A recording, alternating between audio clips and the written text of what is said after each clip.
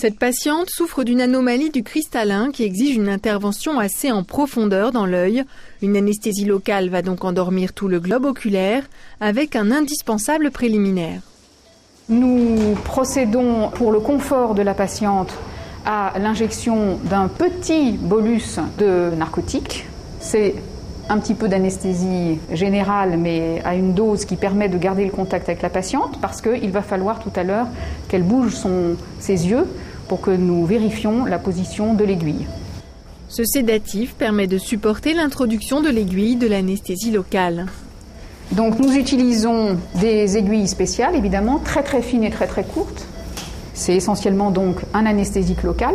On y associe une petite quantité de morphinique qui permet d'avoir une intensité d'anesthésie plus forte, qui va agir pendant 1h30 à peu près.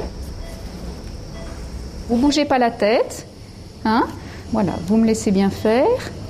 Alors je fais sortir le plus possible l'œil et je pique. Ça va, madame? Oui. Ouvrez l'œil, madame. Parfait. Regardez à droite et à gauche. C'est parfait. Et nous injectons tout doucement le produit. L'injection doit être facile, non douloureuse, sans résistance. Donc le principe est d'aller injecter l'anesthésique locale dans l'orbite, de façon à ce que le produit diffuse et endorme toutes les terminaisons nerveuses qui s'y trouvent.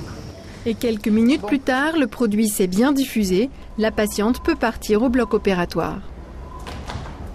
Dans une salle voisine, ce jeune homme va être opéré à l'épaule. L'intervention aura lieu sous anesthésie générale, mais avec en plus l'anesthésie de tout son bras. L'intérêt, c'est d'une part, c'est que l'anesthésie générale est plus légère, avec un moindre besoin de drogue morphinique, donc un réveil plus facile, et surtout un réveil très confortable, puisque le patient n'aura aucune sensation au niveau de la zone opératoire. L'anesthésiste va en effet endormir les nerfs responsables de la sensibilité et de la mobilité du bras en faisant son injection au niveau du cou. On cède de l'échographie et on complète avec une vérification de la position de l'aiguille par neurostimulation, c'est-à-dire qu'on envoie un tout petit courant électrique qui va, si le bout de l'aiguille est à proximité du nerf, stimuler les nerfs et déclencher une réponse motrice sur les muscles correspondants. Voilà, donc les nerfs qui nous intéressent sont ces structures que l'on voit arrondies entre les deux masses musculaires du cou. C'est cet espace qu'on va essayer de rejoindre.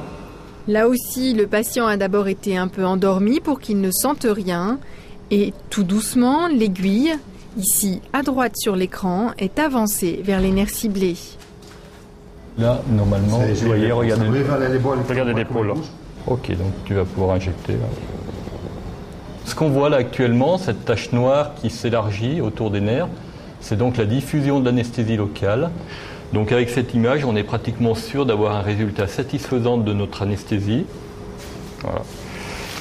C'est fini, monsieur. Votre épaule va commencer à s'engourdir un petit peu. Et 3 quarts d'heure plus tard, l'efficacité de l'anesthésie est complète.